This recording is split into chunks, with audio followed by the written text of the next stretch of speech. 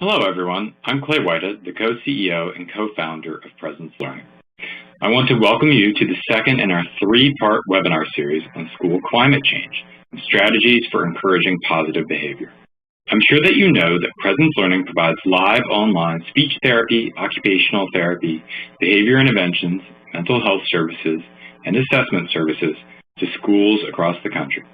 And for 3 years now, we've sponsored the SPED Ahead webinar series, with an audience of nearly 20,000 educators. To kick off the 2015 Fall Series, Dr. Joe Ryan delivered a mini course on how to use data to make better decisions about behavioral interventions. The response has been overwhelmingly positive. Now we're going to get an update on the impact of some recent legislation and how positive behavior supports can make our behavior interventions less reactive, more supportive, and ultimately more effective. This webinar could not be more timely and relevant because you've told us that finding new ways to deal with disruptive behavior and its negative effect on our classrooms is a top priority for you. And part of your concern, and ours, especially with new laws, is avoiding use of extreme measures like restraint and seclusion, and to instead implement evidence-based positive practices that reduce problem behaviors and create an inviting and engaging environment for teachers and students alike. And so, we are thrilled to have with us for the next 90 minutes two of the leading proponents and experts on positive behavior intervention supports, Dr. Michael Gemmell-McCormick and Dr. Daniel Crimmins. Michael is going to give us a quick overview and a legal policy update, and then Dan is going to guide us through a range of essential information to inform your school climate change initiatives. We'll conclude the webinar with Q&A. If you have questions for Michael and Dan, just use the submit box to send us your questions. We also invite you to follow the discussion on Twitter using the hashtag SPEDAhead. Let me tell you a little about each of them before we get started. Michael has spent decades studying and working on issues affecting students with disabilities in schools and has done much work around restraint and seclusion in schools and numerous other educational issues. Since 2014, he has been the Associate Executive Director in the Association of University Centers on Disabilities, AUCD. Prior to his current position, he was the Disability Policy Director with the Senate Committee on Health, Education, Labor, and Pensions under the chairmanship of Senator Tom Harkin and the Dean of the College of Education and Public Policy at the University of Delaware. Michael is also co-author of the popular book, Young Children with Special Needs, A Developmentally Appropriate Approach. Dan is professor and director for the Georgia State University Center for Leadership and Disability. He is an authority on restraint and seclusion and on the use of positive and preventative supports in schools. Dan has been working in this field for many years and played a key role in Georgia's adoption of regulations on the use of restraint and seclusion. He has been at the forefront of bringing new and emerging practices into everyday use. His work with Michael Durand on the Motivation Assessment Scale was among the first efforts to quickly assess the functions of challenging behaviors. The book he co-authored, Positive Strategies for Students with Behavior Problems, is a groundbreaking guide to developing positive behavior support plans with effective solutions for educators from grades K through 12. So, Michael, it's over to you to start unpacking this important topic. Clay, thank you very much for that introduction, and I appreciate the opportunity to address the important topic today of seclusion and restraint. What my goal is here for these first couple of minutes is to give you an introduction to what the policy atmosphere is like regarding restraint and seclusion. So I want to give you a little bit of a history, a little bit of the sense of what the federal level has happened, and a little bit of what's been happening at the state level as well. Let me dive right in and talk about where this issue came from, at least within the last decade or so. Back in 2008, some of the members of the House of Representatives in the United States Congress asked for a report on what was happening in public schools related to restraint and seclusion. Specifically, George Miller from California asked the GAO to look at how often that practice was actually taking place and what the outcomes of that practice were. That report was done and issued in May of 2009, and that report found that a number of things. Two of the most important things were that there seemed to be significant instances of restraint and seclusion happening in schools that were accompanied with injuries and, in some cases, deaths. And the second big finding was that there was no systematic data being collected around the issue. So some school districts kept track, some did not.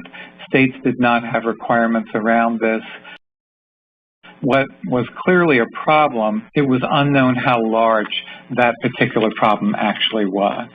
As I mentioned, Representative George Miller from the 7th District of California was interested in this issue. He was concerned, and he happened to be in a position where he could look deeper into it. He was the chairperson of the House Committee on Education and the Workforce, and in May of 2009, he held a hearing on the issue. That hearing included testimony from members of individual school districts, from researchers, and probably most significantly from a mother whose child had been restrained and had suffered significant trauma. That hearing was the impetus for the first piece of federal regulation around this particular issue. So in December of that same year, Representative Miller, along with his Republican counterpart, Cathy McMorris Rodgers from Washington State, introduced a bill, and that bill was called the Preventing Harmful Restraint and Seclusion in Schools Act. The bill worked its way through Representative Miller's committee. It came out of committee with a strong bipartisan vote, and it eventually went to the House floor. And in May of 2010, it passed the House by a vote of 262 to 153. Again, this was a fairly bipartisan vote that occurred at that time. After passage, the Senate needed to take up the issue, and Senator Chris Dodd from Connecticut introduced his own version of the bill called Keeping All Students Safe Act. That piece of legislation was introduced in the Senate in September of 2010. But the committee of jurisdiction for that bill did not take up the bill, and the full Senate didn't consider the bill, and it died at the end of that congressional session, which was at the end of December in 2010. So both the House bill and the Senate bill did not move forward during that session. Since 2010, we have not seen a restraint and seclusion bill pass either the House or the Senate. That passage back in 2010 in the House was the last time that a bill actually passed one of the chambers. We have, however, seen a number of efforts to get legislation through Congress. There have been two efforts in the Senate, one in the 112th Congress and one in the 113th Congress. Both of those bills were introduced by Senator Tom Harkin of Iowa. There have been three efforts in the House that were offered, two of those by Representative George Miller, and then just most recently, this past January, Representative Beyer from Virginia introduced the latest version. As I've said, none of these bills have passed out of committee or have been considered by either house of the Congress. But I want to make an important point here. Just because they haven't been passed out of their chambers doesn't mean that they haven't had an impact. And in fact, the construction of these bills has been carefully looked at by other entities, state legislatures, some of the federal agencies, to consider recommendations around what prohibitions there should be and how schools should be considering the issue of restraint and seclusion. So while a law hasn't been passed, these bills, the introduction of these bills and the considerations of these bills has had an impact on the policy over the past decade or so. The other place that you're seeing some federal activity around restraint and seclusion is in the individual agencies, and specifically in the United States Department of Education. In May of 2012, that department released a resource document that included 15 principles around which schools should be looking at their policies related to restraint and seclusion. One of the key policy principles that the department emphasizes is that restraint and seclusion should only be used in situations where the child's behavior poses imminent, and that means immediate, danger of serious physical harm to self or others. And the department follows that up by saying that once that danger is past, the restraint or the seclusion should be ended. Those 15 principles are strong principles and should absolutely be looked at by every school district when they're considering their policies around this issue. I do want to point out as well that there are some private companies that are beginning to look at these issues too, and one is a large insurer. School districts who carry insurance have to listen to some of the preferences of their insurers, and one of the largest reinsurers in the country that insures school districts is Munich Re, and Munich Re has strongly suggested that schools have in place policies that reduce or completely eliminate the use of restraint and seclusion in their schools. Since 2008, there have been over 39 states that have passed legislation related to restraint and seclusion, many of those using portions of the bills that were introduced into Congress, and also the guidelines that the Department of Education has passed as well. Unfortunately, we continue to see restraint and seclusion occurring in schools, and in 2014, the Health, Education, Labor, and Pensions Committee of the Senate issued a report documenting 10 different cases of restraint and seclusion where families actually could not get the school district to stop using restraint and seclusion with their children. In most of those cases, families had to actually move to make the district stop using them with their daughter or their son. So the issue, while being addressed by states, has still not gone away, and there's still a need to address this issue. All of that is context as we go in and listen to Dan Crimmins talk about some of the specific ways to address the challenging behaviors that students have and to hopefully prevent situations where restraint and seclusion would need to be used in an emergency situation. Thanks for allowing me to take the time to set the table for this issue, and I'm going to turn things over to Dan Crimmins at this point. Well, thank you, Michael, for those introductory remarks, and thank you, Clay, for hosting this today. I have three broad issues that I want to talk about today with you. One of them is a little bit of an examination of school discipline codes generally and how they are reactive, how we use codes of conduct that usually talk about how to use the discipline code, mostly in terms of what are the punishments that would follow a behavior, whether those are in or out of school suspension. And as Michael introduced us to the idea that restraint and seclusion are still used in the schools in many states. Our big concern with that we'll talk about and return to a couple different times is the disproportionate use of reactionary procedures with students of color and students with disabilities. The next set of topics then is really in a pretty ambitious way trying to cover the world of positive behavior support in one quick lesson. We'll be talking about it as a tiered system of support implemented at the large group, small group, and individual levels, how this is an emerging standard of practice, how there are essential elements at each level, and how it's based on evidence-based approaches. And part of our time, we'll spend more of our time on Tier 3, the individualized approaches, as these are the students who are most likely to experience reactive strategies. I also think it's important to spend a little bit of time talking about what we don't know and what the limits on our evidence are.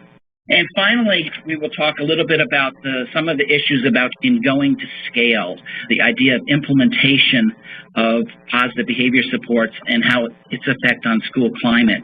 And we'll refer a little bit to the role of law and regulation and policy, some of the steps in that process, some of the necessary components in planning for that process, the importance of the idea called fidelity to the procedures that we use. And then I'll leave with a little bit of time focusing on how we have to move to become more efficient, more effective, and how we have to continue to examine sustainability. Let's start with school discipline codes. Probably everyone in the audience who attended school, which is probably everyone in the audience, remember some kind of a code of conduct that usually talked about what you're not allowed to do, the prohibited behaviors. And usually there was a set of consequences, often a hierarchical set of consequences that match the level of behavior and whether something was repeated or not repeated, and I'll say matching the punishment to the crime. The Code of Conduct may have talked about exclusionary discipline that might be used in school or out of school suspension. One of the things we want to be sensitive to here is that suspension leads to lost instructional time, and that's a concern for students who are often most in need of instruction are then sometimes losing that instructional time. And finally, restraint and seclusion are often outlined in the plans, but these are things that we want to be very cautious about their use ever, because they're so dangerous for both the giver and the receiver, and Michael made some reference to that a little bit earlier. I've just got a couple of select examples here on this slide that, as Michael referred to earlier, there are a number of different examples of disproportionality. Expulsion rates, for example, boys are 4.5 times more likely than girls to be expelled from school. Suspension rates, African American students 3 times more likely than white students. Restraint procedures, 75% of the students restrained are students with disabilities, relative to only 12% of the population. Seclusion, used 58% of the incidents, the uses of seclusion are students with disabilities, again, relative to 12% of the population. At the school level, what this means is that those schools that focus more on discipline, unfortunately, end up focusing less on positive school climate. Another concern about this is that reactive disciplinary approaches, restraint or seclusion or suspensions, become a default behavior intervention plan for too many students. Suspension, restraint, seclusion are systemic responses to students with challenging behavior. It's what we know how to do. The problem is that they tend to be repeated with the same students over and over again. And the even greater problem is that there's no evidence that reactive discipline is effective. So regulations and legislation are an important step toward limiting their use, but long-term solutions require a more positive, more constructive response by schools and districts. So what do we do instead? We must use the principles of behavior change to develop alternatives to our established way of doing things. We have to understand that reactive approaches are based in a tradition, but not data. And in order to change, we have to build organizational support and commitment to the implementation of evidence-based practices that improve school climate and student behavior. And this is really then the crux of what we'll be talking about today, is the broad area called positive behavior support. As we start this discussion, I like to begin with my working assumptions about challenging behavior and the students that we serve. Starting with that challenging behaviors are largely inconvenient to both the doer and the receiver. I don't think that students are out there being diabolical, plotting to say, how do I have an effect on my teacher or this other person here? I think that they are the kinds of behaviors that get a student in trouble. They are inconvenient to both the person doing them and the person receiving them. And if that person had a better way of making their needs known, they would use it. We look at persistent behaviors as forms of communication which persist, in fact, because they work in getting the person something that he or she had wanted. That students with persistent, challenging behaviors have encountered frequent efforts to get them to stop, often hundreds or thousands of attempts. And this is one of those times that I say, and if saying no, or stop, or cut it out, or using punishment, or some other reactive procedure was going to work, it would have worked already. So where do we start? We look to say that the best solution to challenging behavior is teaching new or replacement skills that can be used at the times and places where problems now occur. So positive behavior support in the schools. We often refer to this as PBIS, as a shorthand for positive behavior intervention and support. This is a 3-tiered approach based on a public health model where you consider primary prevention for everyone in a population and effective for 80 to 90%. Some secondary prevention, a more targeted prevention for a smaller number, 5 to 15%, and intensive or tertiary level supports for a few, 1 to 5%.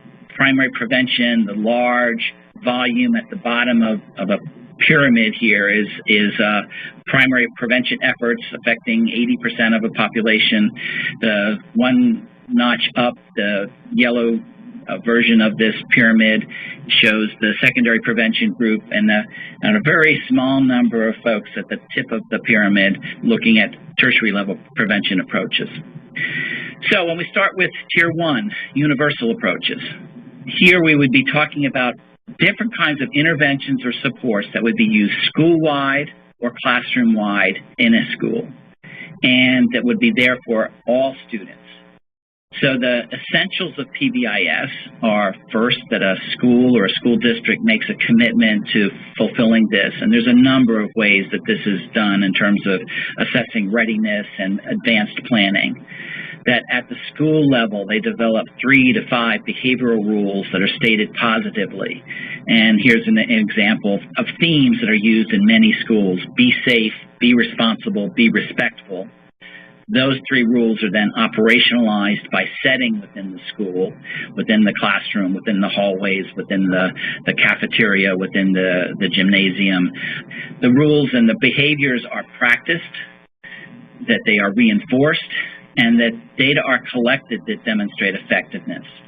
Some of these points were illustrated last month in the talk by Dr. Joe Ryan, who spent a great deal of time talking about the importance of data collection and how it can be used in decision-making about these programs.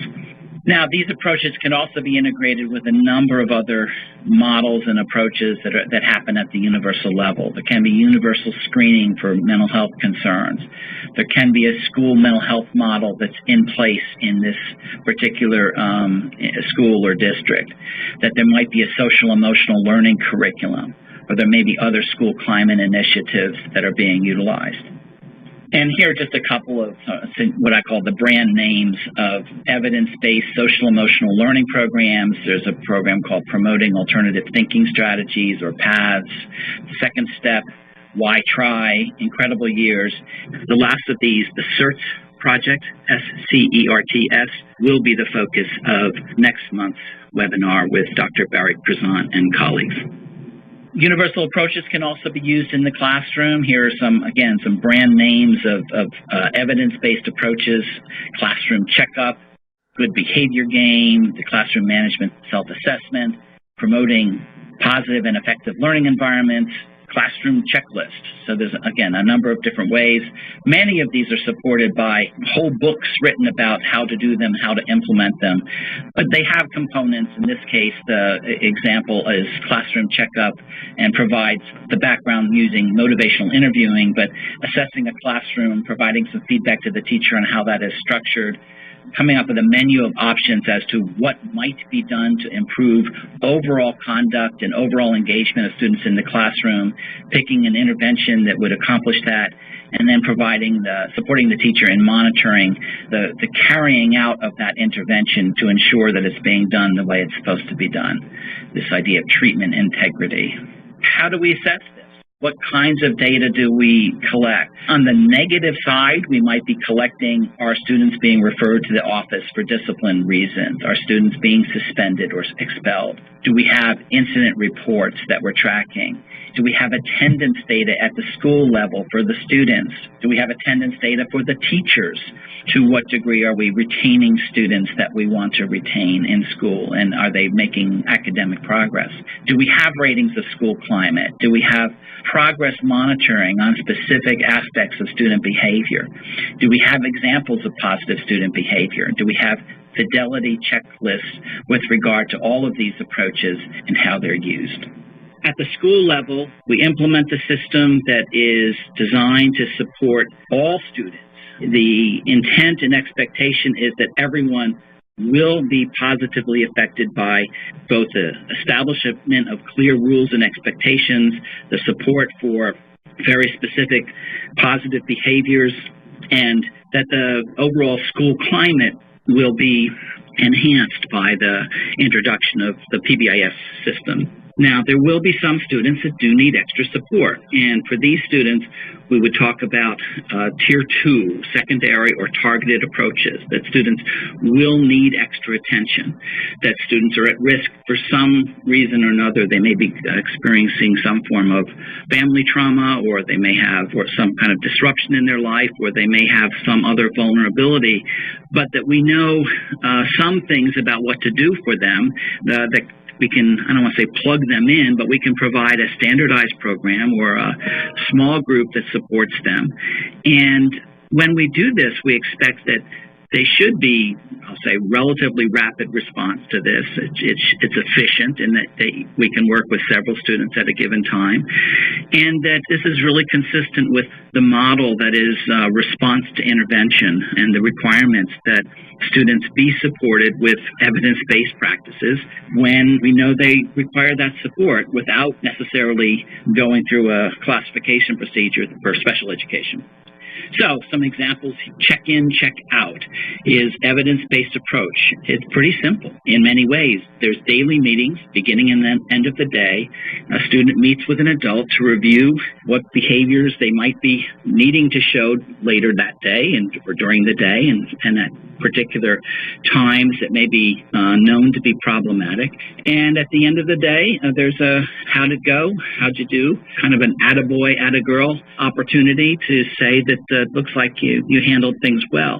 So that's an evidence-based approach that my next slide will show some of the details of that, can have a great impact on students who are at risk. A school might also have a more general social skills curriculum that identifies specific skills that are important for success in the school, whether that's cooperation with the teachers, independent play, or independent functioning in the cafeteria, or waiting for the bus, some of those times of day that students have more trouble with. Here's the specifics on check-in and check-out. A team identifies target behaviors for a given student, creates goals that address those target behaviors. The checker is identified, an adult who is known to the student, who is liked by the student, who has a rapport with the student. The student checks in with that checker every morning. The checker provides the student with the check-in, check-out card that lists the behaviors and the point goals for the day, assuming this is tied into some kind of a point system. The student takes the check-in, check-out card to all their classes. Teachers rate the student's behavior on the check-in, check-out card at the end of each class, offering the student immediate feedback on that behavior. At the end of the day, the student checks out with the checker. The checker summarizes the data, gives the student feedback, and administers reinforcement. The student then takes the check-in, check-out card home for parents to sign and acknowledge the student's behavior.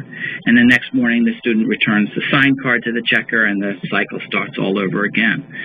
So it's operationalized, it's highly specific, it targets very specific behaviors for the student, but provides opportunities for them to be reinforced and rewarded for demonstration of appropriate behavior throughout the day. So this slide shows the Tier 2, some of the data that we might be collecting, and you can see that it's really, I just recycled the slide from the universal Tier 1 level, that we would be interested in office referrals and suspension, expulsion incidents, attendance, academic achievement. The monitoring of progress would be the specific item here that would be most relevant to students at the Tier 2 level. That and the positive student behaviors. Then we move to Tier 3, and these are the tertiary or individualized approaches. And so for those behaviors, those students with behaviors that persist, despite the implementation of Tier 1 and Tier 2 supports, with fidelity. And so we want to make sure that those Tier 1 and Tier 2 supports are being provided in the way that they're designed to be, in the way that they are described in the literature. For those students, we would then start the individualization of what do we have to do. And in this case, then, we start with a process that looks at that student's behavior in using a set of techniques called a functional behavioral assessment, and often referred to as an FBA.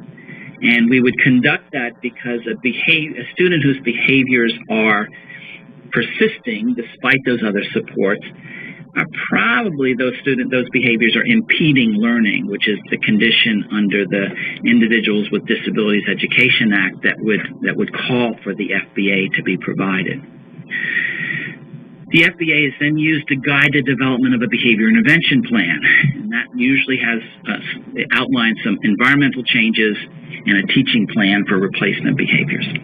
For children receiving special education supports, FBAs and BIPs are a civil right, as specified in the Individuals with Disabilities Education Act, the IDEA, because they really are the means of assuring that that student has access to a free and appropriate public education. So I want to just emphasize this, that the IDEA as a law talks about these procedures, the FBA as a procedure, the BIP as a plan, as a guide, because students' behaviors that impede learning are not getting, therefore, their free and appropriate public education. And so that is why they are specifically written into the law. Now, as we do this, I've found it helpful to use my three components to being, this is what we think of for individualized positive behavior supports. That the first item that we have to consider is we must understand those behaviors. We must observe, we interview, we generate a hypothesis about why this behavior continues. And these are all the parts of a functional behavioral assessment. Then we want to use that information to identify ways to minimize the behavior, to prevent it from occurring. We sometimes talk about this as antecedent manipulations, kind of the technical term there, and this is the first component of a behavior support plan. And then we want to also use the opportunity created by these prevention strategies to identify what are the new skills or alternative behaviors that need to be taught as part of a behavior intervention plan so that the students may, in fact, no longer need these behaviors. What are the components of a positive behavior support plan? Well, first, let's start with the fact that the planning begins with the statement that the student has value and we respect the student. Sometimes this is one of the more difficult steps in the process, quite frankly, that there are students who have, because of their high levels of behavior, or perhaps the behavior is perceived to be dangerous or puts the student at risk or others at risk, that it's sometimes hard to step back to say, isn't this a great kid? It's very hard to do planning for a student who has burned all of his or her bridges. And so one of the steps in the planning process is to come back and reflect on who is this person, how have they gotten to be this point in their life, and what can we do to engage them again. We then go through different kinds of measurement activities to identify the context for behavior. We want to generate a hypothesis that says, what is the function of the behavior? What is the purpose served by that behavior? As I mentioned in the last slide, we want to identify prevention strategies. We want to identify interventions that we might use, but we want to make sure those interventions are tied to the function, and we want to make sure that those interventions have an evidence base to support them. We want to pull all of that together into an instructional plan. And then that plan can only be delivered if that instructional team, the teacher, if there are related service providers, paraeducators involved, then those folks also need to be some kind of support and the training to make sure that they are able to provide this support for the student. Now, implementing this plan, I want to say there really is a technology of positive behavior support. There's a true expertise, and it requires a commitment, it requires a knowledge base. And this is not something that you can do sort of saying, oh, gee golly, isn't this an important thing to do? Yes, it is, and it's so important that we really need to learn about it. It also starts with this idea of person-centered values as a critical aspect of planning, that who is this person and what does the student value, what are their goals and aspirations, and how do we build on them to engage that student further in the learning process. we really need to understand function, why this behavior makes sense to the student.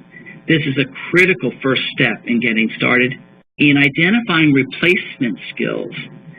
Those skills have to be acceptable to the student in reference to what other students do.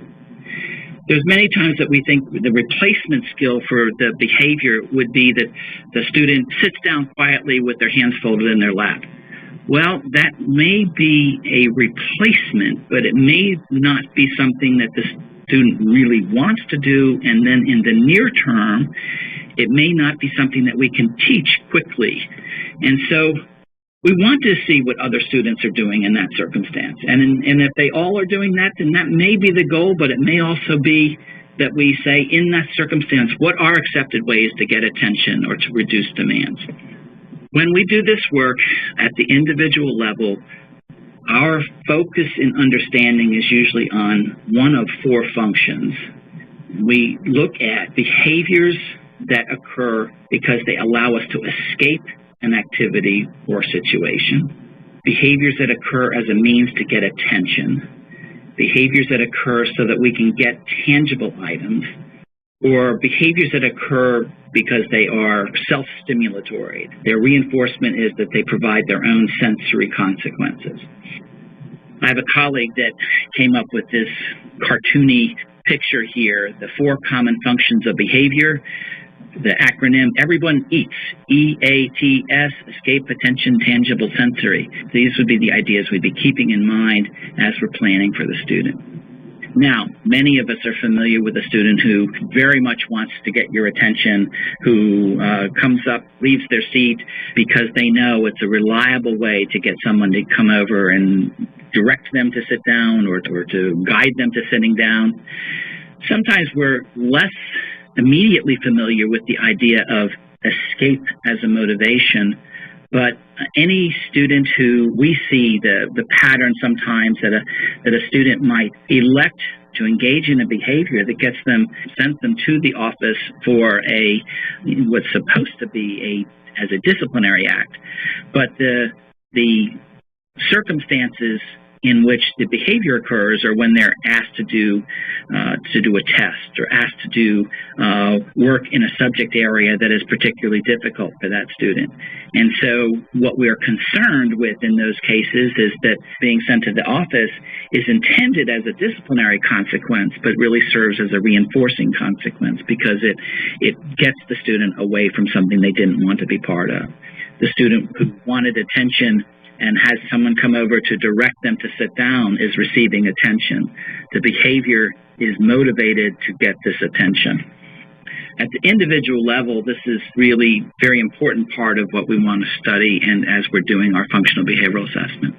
The other aspect of the functional behavioral assessment that we want to acknowledge is that we sometimes look at the context for behavior as clues as to what is the function of behavior. In our literature, we talk sometimes about slow triggers and fast triggers. So we want to be sensitive to both those things that may be somewhat distant to the immediate circumstance that's guiding the student. Those are the slow triggers. Is this student generally healthy? When we're working with students with more significant disabilities, sometimes we want to make sure we can rule out concerns about ear infection or dental caries or a source of pain that the student is responding to and may in fact be responding in that they are hitting themselves on the side of their head, and that's judged to be a very significant behavior of concern. And it is in some ways a student's way of moderating the effect of pain that is caused by a physical condition. And so we want to be able to rule that out. In general, we want to know to what degree does this student come from a family where they are loved and feel connected and have a strong base in terms of emotional well-being and attachment, and that they're not working in some ways to recreate dysfunctional kinds of relationships at school that they might be having at home. What is the learning history that students bring in terms of success in this environment and having their behaviors positively affect other people? To what degree are students been exposed to trauma that has left a scar that has them less engaged with the environment and less engaged with the people around them? So those would all be considerations. It's hard to say exactly how they would fit into the behavior support plan, but clearly caring adults put attention and effort into ensuring that students feel connected and safe at school. When we're doing the functional behavioral assessment, we would be more likely to look at those things we call the fast triggers, that the specific social cue or the presence of specific people, that maybe there's environmental cues, that there's sounds or lights or the temperature in the room that the student is responding to. Maybe there are demands being placed on the student or specific requests that the student has a history of failing with, they respond strongly to. Or maybe that there's structure that's either quite present and the student is reacting to that, or it's quite absent and the student is responding to that. And so all of these would be potential, I'll say, clues that help us in our trying to understand what happens next. The next slide is in some ways quite simplistic, but it talks about the FDA hypothesis. The endpoint of the functional behavioral assessment should lead to the behavior intervention plan, that functions are identified, that a hypothesis is stated and tested. And I provide up there a little schematic that we have different data gathering systems that we use, and sometimes the teams or the teachers that we're working with are sort of helped by saying, how do I just focus on coming up with this hypothesis? So we provide this format that says this is a student by name who engages in this behavior. This concerns me because it's, and we have a checklist of things, and I'll talk a little bit about this later, why one would choose to intervene with the behavior. It occurs with this frequency in these places, and these are the known triggers. People often respond to this behavior by paying extra attention to the student, by removing demands, and this suggests that the behavior serves one of these four functions that we would look at. I then editorialize a little bit here with this format. The difficulty is that this behavior may be my child's way, the student's way of saying this, saying, I want attention, I don't want to be here, I want that thing, this behavior by itself feels good. The four functions, the way we respond may be reinforcing the behavior. So, with hypothesis in hand, and we find that as an exercise to be important for teams because it helps get them closure on the FBA process, we would then say, okay, how might we prevent this behavior from occurring? What changes could we make in the setting or the way we interact with this student that would make this behavior less likely to occur? And I do add here with the caution that this may not be appropriate for the long term. So we work with a student and say, what would help to have this behavior not occur? Well, if I had somebody with him all day long, this behavior wouldn't happen. Well, okay, so perhaps for the short run, we could increase the level of attention, increase the proximity to some staff member, some responsible adult, and that would provide an immediate reduction in the frequency or the intensity of the behavior. You don't have to act out to get attention because the attention's right there. And there's lots of ways that we could do this. Now, why prevent? First, because if you are not using your behavior to get attention, we can break the cycle that my behavior works to get attention. If the behavior doesn't occur, it can't be rewarded. For students who sometimes have escalating problem behaviors, if we prevent the behaviors, we don't have to work through them. Generally, it's a more positive climate. If a student truly is engaged in a behavior because they really, really want your attention, well, maybe attention's really important, and that's something we have to figure out a way to give more of. Or a student is engaged in a behavior to get out of a certain academic subject or away from a certain demand. Well, maybe we need to think about restructuring that demand in the long run, because it's okay to not want to do things that are particularly difficult. We have to support you in doing it, but it's a legitimate need to say, I don't want to be in a place where I am confronting failure or isolation or feeling like that I don't have other people around me. Why prevent? Because if behaviors don't occur, then other people can't be hurt, or so this protects and supports others. I used this line before, and so I'm recycling it here at the point of then saying, okay, we've reduced the level of the behavior through prevention. What do we do now? Well, behavior problems are solved when an individual has a new skill that occurs spontaneously in the circumstances that now trigger the behavior. There's lots of components to that, but the real important part is that it's a new skill. The second component is that it occurs on its own. It's under the control of the student spontaneously, and it happens in the circumstance that now trigger the behavior. I sometimes use the example for all of the folks attending the webinar that if when you're driving to work and somebody cuts you off and you've got somebody sitting with you in the car, but you feel really sort of energized and obsessed that this person was driving irresponsibly, if someone were to say to you at that point, someone else were to say to you at that point, I think you should relax, most people would say, I think you should, and then for the sake of broadcast, I won't say fill in the blank, but there's something rude, probably. The behavior has to come from within at that point. And so if I'm going to relax, it is because I know I need to relax and take a deep breath and just say to myself, let it roll off your back. But if somebody else tells me to do that, I'm probably not going to do it. So these new skills or behaviors acceptable to the individual and others. Those of you who might work with adolescent boys that I've had the experience that they've said, I'm aggressive and I like being aggressive, and you know what, if I'm not aggressive, then people are going to think I'm a wimp, and I'm not going to accept that you want me to be the wimp. And we have to say to them how can you construct not being aggressive, which gets you into trouble, with a whole range of other behaviors like assertiveness or being able to negotiate a position that are not wimpy, that are in fact quite socially competent. Behaviors have to be efficient in that they work as well or better than the problem behavior in obtaining the outcome.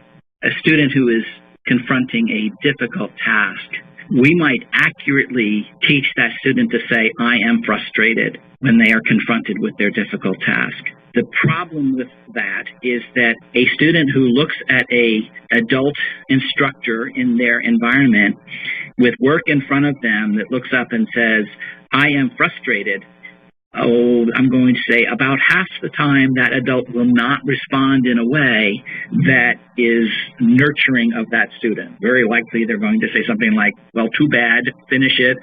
You just have to do 5 more. I mean, there's going to be something that directs the student back to the task. In that same circumstance, if we choose to teach the student to say, I need help, I need assistance, then I can tell you that there's a far greater likelihood that the adult will respond in a way that is consistent with that request. Replacement skills allow the student, again, to avoid the negative consequences of the behavior. In selecting replacement skills, we want to make sure that it's something the person is capable of learning and doing. And this is my last point here is, and when in doubt, look at what socially successful peers do. My note here is it's often not what we teach. And I'll do an abbreviated version of this story, but a lot of times that when kids are in an unstructured place, they get into some kind of an altercation, and we bring them back in and say, all right, what happened? Well, I got into the fight, or I got into an argument with this person, and the adult says, okay, well, what could you have done, or what should you have done? And we wait to hear the magic words like, I should have told an adult, or I should have walked away. And I put this up here because I'm going to say that in most cases, successful peers do not tell an adult and they do not walk away. They figure out ways to deflate the strong emotions in a situation and disengage without pulling an adult into it, because that gets them labeled as being a tattletale or worse. There's a grid up here, and I'm certainly not going to go reading through this, but my colleagues here in Georgia put a literature review of the evidence-based practices as they relate to specific functions. And so the chart here provides some descriptions of interventions by brand name, scheduled exercise or behavioral momentum, check in or check out. There's a list of about, you can see there's about 20 or so different techniques, procedures, strategies that might be used, matched to, and when might this be considered? For a student with attention-getting behaviors, we might consider check-in and check-out, but we might not consider that for escape-motivated behaviors. And if we recall, when we talked about it, there's a big component of meeting with an adult at the beginning of the day, meeting with an adult at the end of the day, having a teacher at the end of each classroom as the class period provide feedback on performance during that class period. Well, there's lots of attention there that makes sense that that would work for attention-getting behaviors, and probably also makes sense that it not be something for a student who just wants to avoid some kinds of social demands or academic demands. That technique may not be effective for them. And so down the line, one can see that there's a fair amount of literature on what do we do for students with attention-getting behavior. There's a fair amount of literature for students with escape-motivated behavior, and far less literature as it relates to those other functions of behavior, tangible and sensory. As a team is considering an intervention for a student, they might then look to a matrix like this to say, okay, this is the menu of options now. What do we think would work with the student? What would be the best way of tuning our intervention to the student's needs and the likelihood of us all being successful? That wraps the overview of the positive behavior intervention and supports, the tiered model as it's used in schools. And so we're going to gear up to move to how do we put this into place? What are some of the considerations we have in going to scale? So we talked about positive behavior intervention and supports, the tiered system. There's an extensive array of evidence supporting its use in schools. It's now being used in more than 20,000 schools. I think last estimate that I read was 22,000 schools across the United States. I know that there's 400 or 500 of them in Georgia that are using the approach. So that there's no question it's one of the right things to do, and it's in one of the interventions that probably has the strongest evidence base to support it.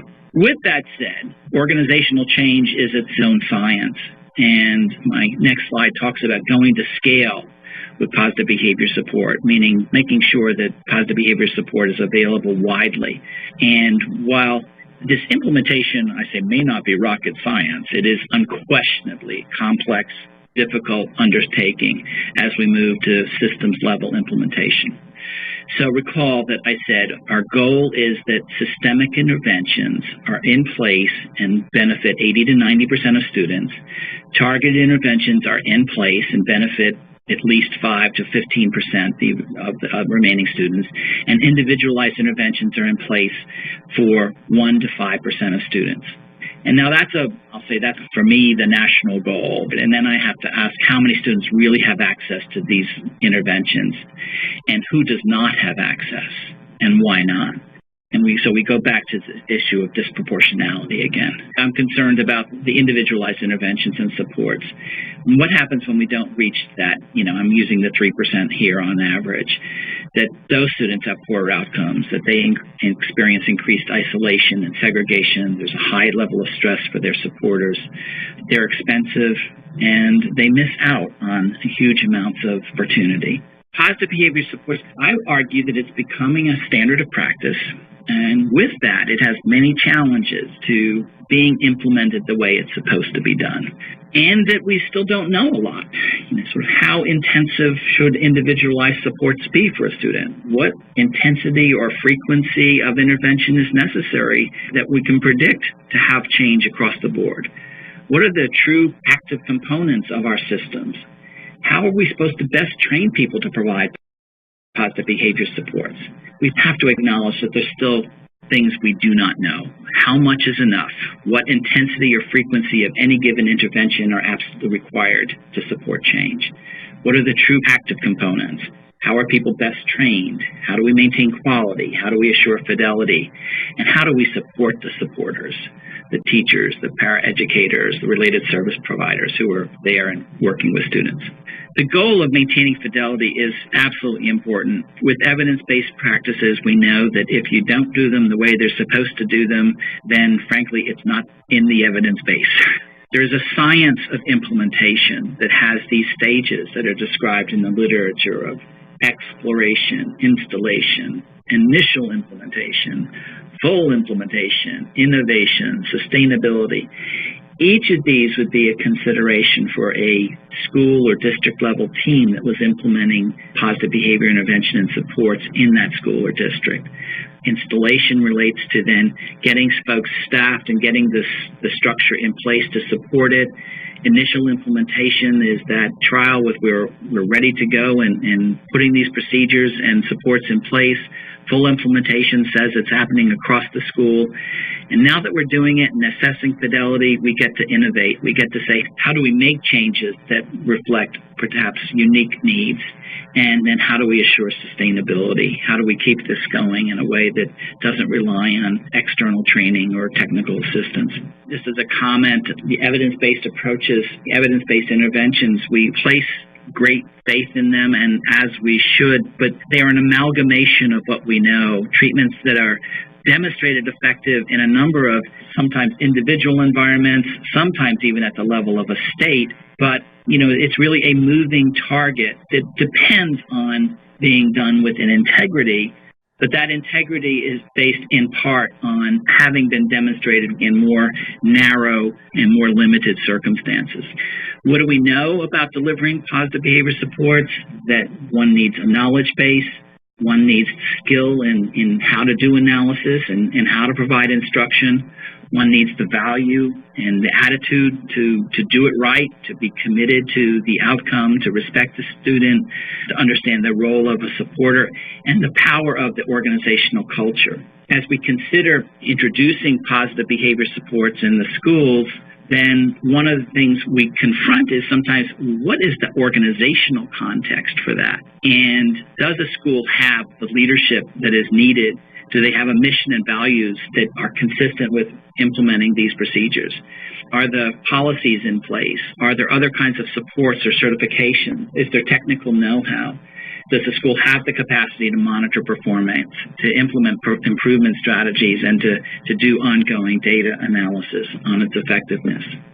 So our challenges are sort of defining who we are, what we stand for, policy and practice. Our difficulties are that there's multiple elements to implementation, and that few of those elements, frankly, are unique to any evidence-based practice. That we sometimes have to go where we're not used to going, and we have to sometimes do what we were never trained to do. Positive behavior support, lots of challenges. We know what to do. We know how to do it. We know it's difficult to make it happen. So where do we go from here?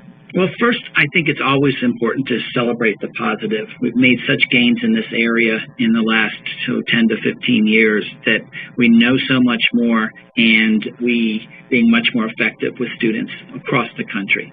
What that means is we have to continue to advocate for the use of these approaches in the places and people that sometimes we're not used to dealing with, and sometimes that don't get access to the kinds of quality evidence-based interventions that are so necessary.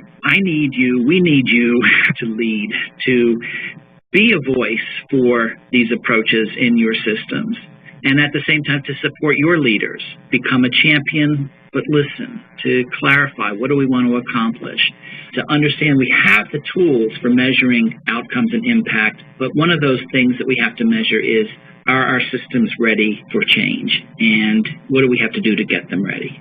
Other thing I think that we are in pursuit of is a need for efficiencies. The idea of how do we train folks to do this in a way that they can do it well, but we can train them relatively quickly. The educational endeavor is one that is based on time. Teacher time is a valuable commodity. How do we use it well? How do we look for efficiencies in how we do functional behavioral assessments? How do we look for efficiencies in how we develop support plans for individual students when that's what is necessary? How do we find efficiencies in monitoring? And then I think we also have to have an emphasis on evidence. How can we continue to demonstrate that these approaches have an impact on students, that the processes work, that we can report results in ways that are understandable to the varying constituencies that we have to answer to, that people are satisfied with these approaches, the students and the teachers and educational personnel who are putting them in place, and they lead to an enhanced quality of life. Let me then use this as a chance to sum up Summary point one of the things we know, children are not born with bad behaviors. And similarly, they do not learn positive behavior through negative, restrictive, aversive, limiting consequences. Children do learn positive behaviors through direct instruction, through modeling, through positive reinforcement, and practice. Some children need more support to do this, and that's the estimate of about 15%, and a few, about 3%, need much more. Reactive procedures, they're used in crisis. They're too often used repeatedly for the same student and the same behaviors. And by doing so, restraint, seclusion, and suspension become a de facto behavior plan, and noted earlier, one that doesn't teach. They too often ignore the context and triggers for the behavior, and they may inadvertently reinforce the behavior. Positive behavior support is an approach that's systemic. It's comprehensive. It involves all students at all levels. It's grounded in the science of human behavior and a value system that respects all. And it has a growing body of empirical support on its components and on the steps in implementation. PBIS implementations, more specifically, again, as I noted earlier, about 22,000 schools by my last read of how often, where it's being used, and probably with more being added every year, probably an underestimate, but a huge commitment to this endeavor. Implementation, we do know, requires staff time for planning, it requires training, and it requires monitoring over a period of at least 3 years to get it implemented. Is it worth it? The improvements include school climate, in-class instructional time, and improved academic achievement, all very significant outcomes. Individualized supports can also be highly effective, needed by that small number of students. As a school-wide system, it builds a culture in which behavioral expectations are defined for all, that they're taught in all settings for all students, that they're monitored and rewarded, that there is corrective consequences for behavior errors, an ongoing data collection system to evaluate and improve. And one caution is that we can't expect school-wide efforts to affect students with chronic behavior problems. We do need those tiered supports for the relative few. We need to have a system for identifying those, the 15% that require more supports, and utilize those evidence-based approaches such as check-in and check-out that have been demonstrated to be effective. We do need a system for the very few, the 3%, who require individualized supports. We need to develop the capacity to conduct functional behavioral assessments and develop positive behavior intervention plans to teach replacement skills. And we need ongoing data systems to evaluate and improve the system. So that's the end of my remarks here. I do want to say thank you to the people at Presence Learning as the sponsoring organization, to my colleagues around the world and here at home, to the individuals with disability and their families who've really taught me how to be better at what I do, to the funders that have supported my work over the last 3 decades, and I thank all of you for your kind attention. I think we have time for some questions now, and I will turn it back to you, Clay, to moderate those questions. Dan and Michael, I want to thank you for a fantastic presentation. People have been in the old days, I would say burning up the phone lines. I don't know what I say now, but there are literally hundreds of questions pouring in for you guys. So let's get started with those. The first one is for Dan. Can the strategies you've recommended be used for all age groups? Well, thanks, Clay. Yeah, the short answer, and since we have them, lots of them coming in, I'll try to keep my answers on the short side. But the answer here is yes. The individualized interventions have strong support at all ages. The PBIS model and the tiered support model is a little bit newer in terms of its age. The first demonstrations were done in elementary school, but quickly began to, there's an understanding in the schools by the folks who would do this work that it had to happen at the middle school and high school level also. We've then since seen it sort of extended down in the age into preschool and even earlier. There are adaptations of the model for home, adaptations for alternative settings, and even some work in the adult systems around, both in this country and in many places around the world. So yes, the strategies are based in a science of behavior and are grounded in values that we think are very important. So that's my end. Great. Michael, we have a question for you here as well. What are the alternatives to out-of-school suspensions? Thanks, Clay. There are lots of alternatives, but let me go back to a principle that Dan alluded to before I offer some specific suggestions, and that's that if we're going to create a consequence, it should be linked to the behavior that has been shown. So if, let me give you an example, if there maybe is some destruction of property as one of the behaviors that's a concern, the alternative rather than an out-of-school suspension might be to figure out a way to replace that property or provide that property back to the person who had it destroyed, or if it was the school, how to contribute to its replacement. We shouldn't be separating consequences so that they have no connection necessarily to the behavior. Other types of alternatives are certainly in-school suspension, but we want to be careful about in-school suspension that it doesn't take the individual out of the academic environment and reduce the time in terms of receiving academic instruction. One of the real problems with any type of suspension is that it limits the knowledge and the skills that the student has an opportunity to gain, and we really don't want that to happen. So are there alternatives such as providing an additional small course that might focus on the student's behavior that the student would have to take after school or on a Saturday? This concept of mini courses has begun to take hold in a number of districts around the country where the student actually begins to look at their own behavior and try to figure out what is happening with that, and self-identifying some triggers, both the quick and the slow, as Dan referred to, and also to identify when they might be ramping up for a behavior that's not appropriate. Obviously, sometimes community service can be a substitute as well. That again is outside of school time. It's not during school time.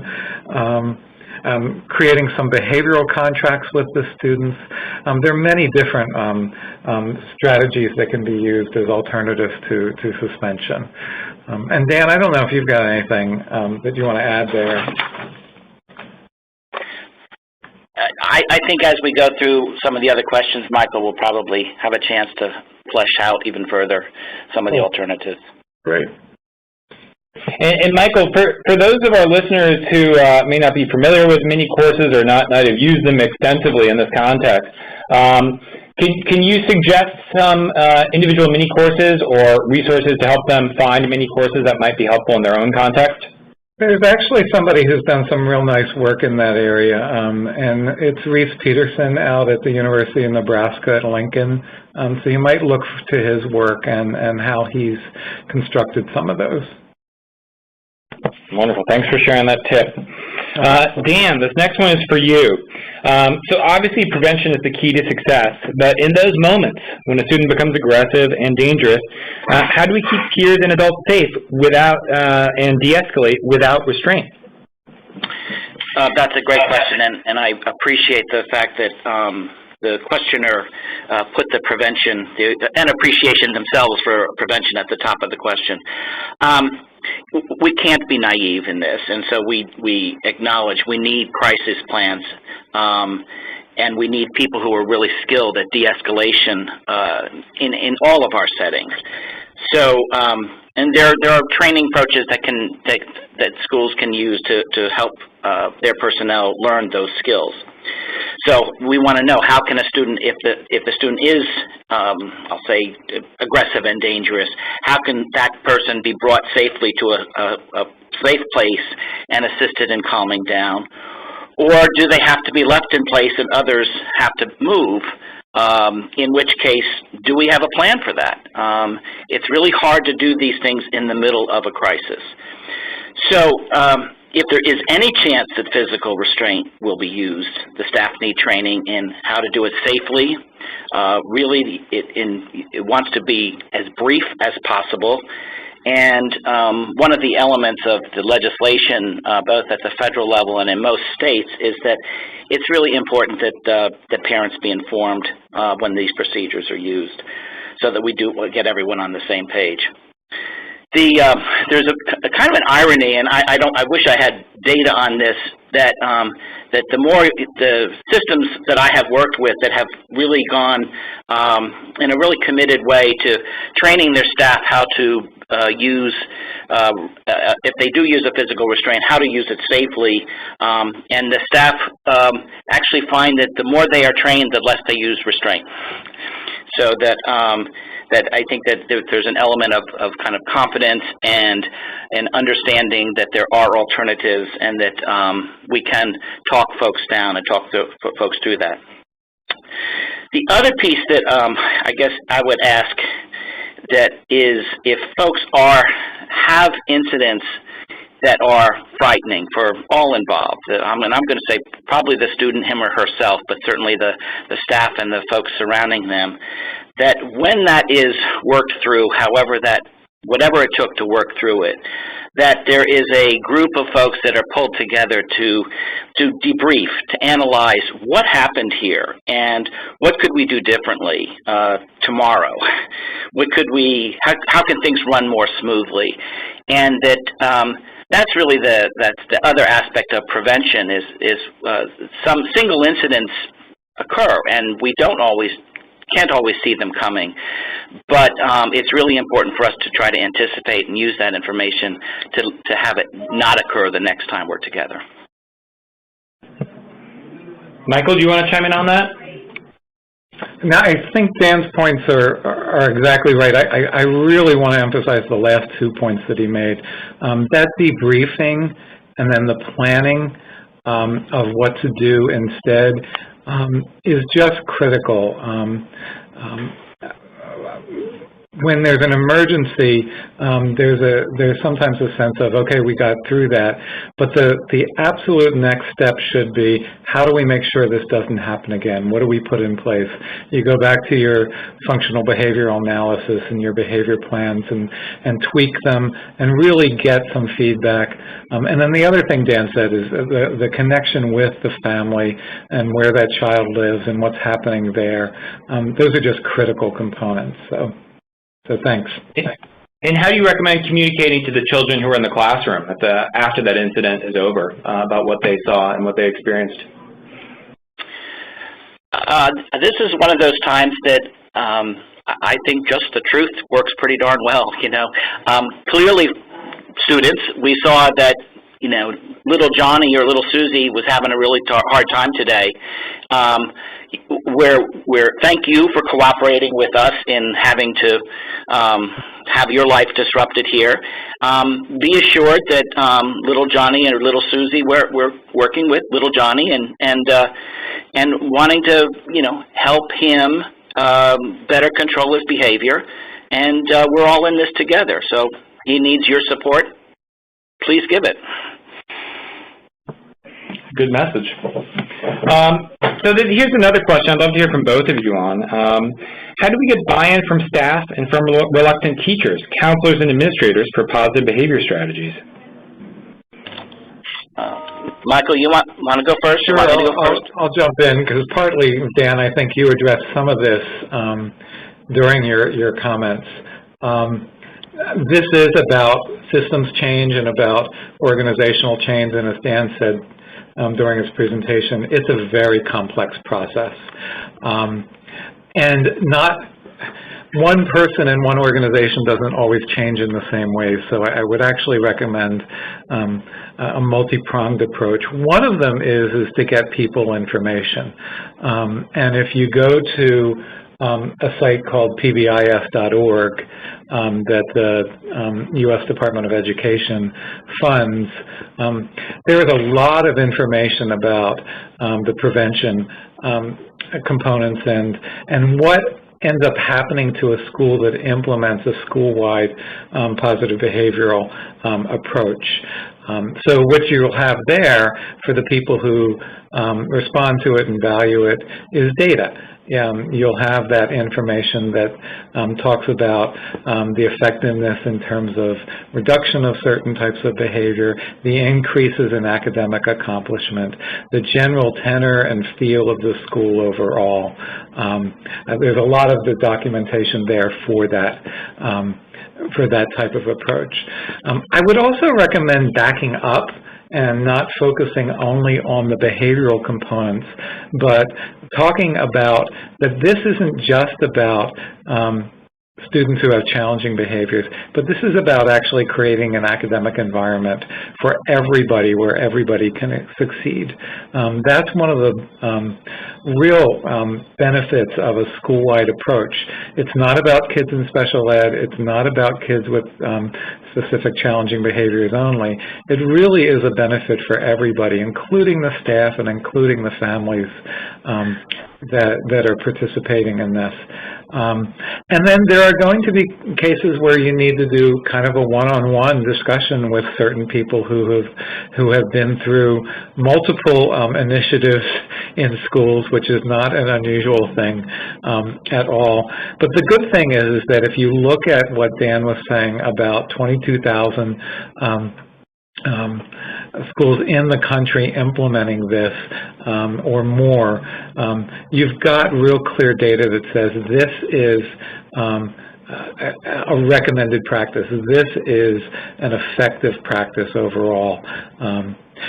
The final thing I would say is that you really do need a systems buy-in, and particularly from leadership, you need this. I have not been in a school where it has only been implemented from the ground up by teachers or by teachers and families. Administrators really need to buy into this.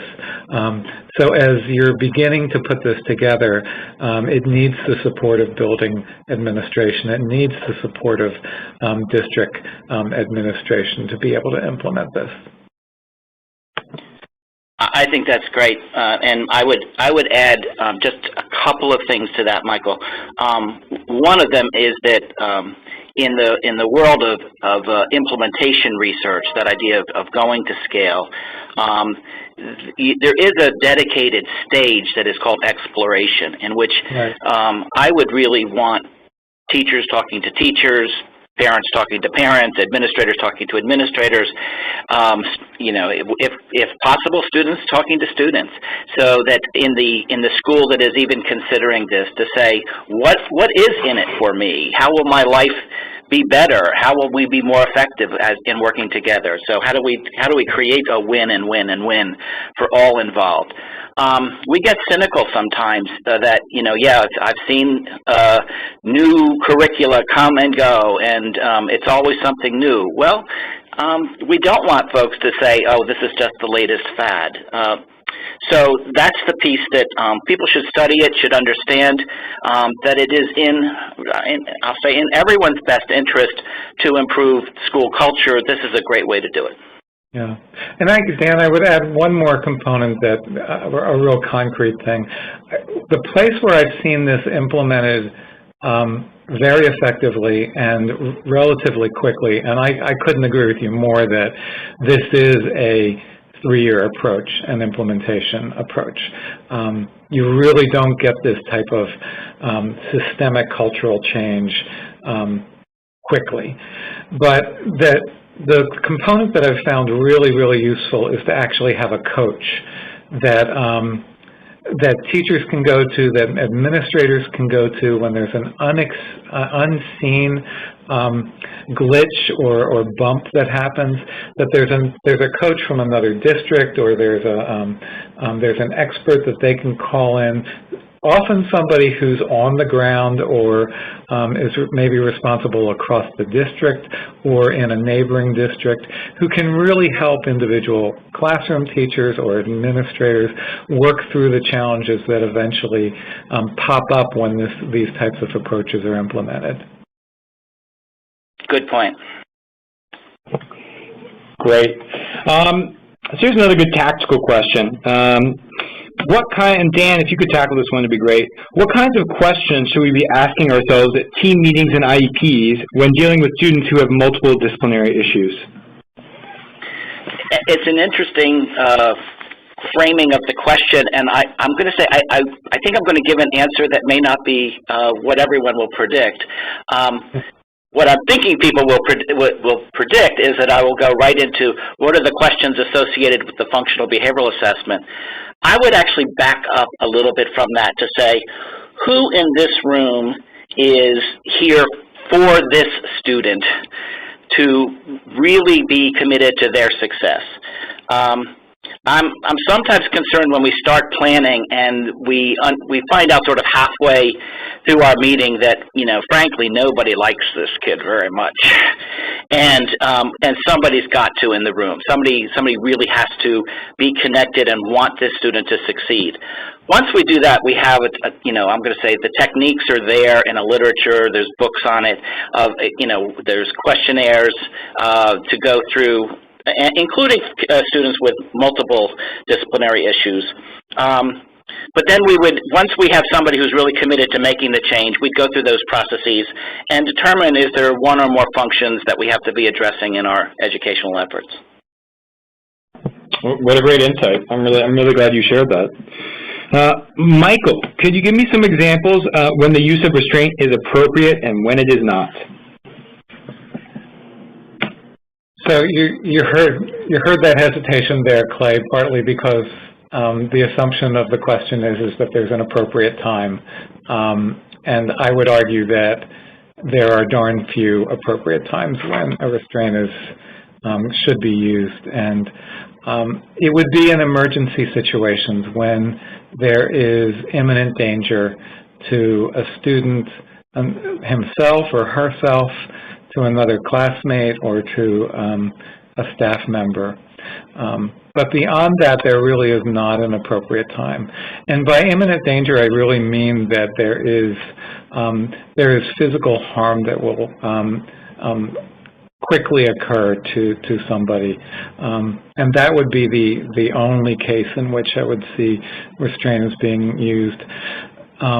And then what needs to happen is that there needs to be quick transition to a cooling down period, to making sure that either the staff person, him or herself, or somebody who can be called in that can help de-escalate behavior quickly, and help, frankly, get that student to a point where they are feeling more positive and more in control. If a student reaches that point, it's very unpleasant for them as well. And we have to remember that it's not just the risks to staff and other students and the students themselves, but they're going through what essentially is a trauma. And we need to make sure that we're beginning to turn around that experience as quickly as possible. So from my definition, Clay, it's a very, very limited time when it should be used. Well, thank you for that. Like I said, the virtual phone lines are burning up, but unfortunately, we are out of time here. So I want to thank you both a lot for your presentation, and I'm just so sad we have to wrap up because there's so many great questions out there. If you're considering a new phase of your career, please know that Presence Learning is growing rapidly. If you or someone you know is interested in working from home on their own schedule and making a huge difference in children's lives, refer them to our website to learn more about working online with Presence. We are looking for the best speech therapists, occupational therapists, counselors, psychologists, social workers, and special education teachers. And mark your calendar now. Our fall series wraps up on Tuesday, November 17th, with Barry Prezant and his colleagues Emily Rubin and Amy Laurent, who will present an introduction to CERTS. This is an evidence-based positive behavior support model that is having excellent outcomes around the world, and especially for children with autism. This is a program you and all your special education team will not want to miss. You may wonder what happens next. You'll be getting an email from me with your certificate of attendance and links to the recording of today's program, as well as a resource handout. Please share the link and recommend this program to your colleagues, as well as others in this series and our entire Sped Ahead archive of nearly 40 professional development programs from our expert faculty. For those of you who have requested ASHA CEUs, we will immediately submit your attendance information to ASHA, but please know that it may take a few weeks for them to update your records. Finally, I would like to thank all of you for participating. Everyone at Presence Learning is committed to unlocking the potential of every child and providing you with world-class professional development. Be assured, your feedback and suggestion for our programs is valued and appreciated. So in a minute, you'll be directed to a survey for today's webinar. Please let us know what you thought about today's program and your suggestions for future topics and speakers. For more info or to see a live demo of our online therapy services, email us at schools@presencelearning.com. Thanks again for making this webinar part of your day.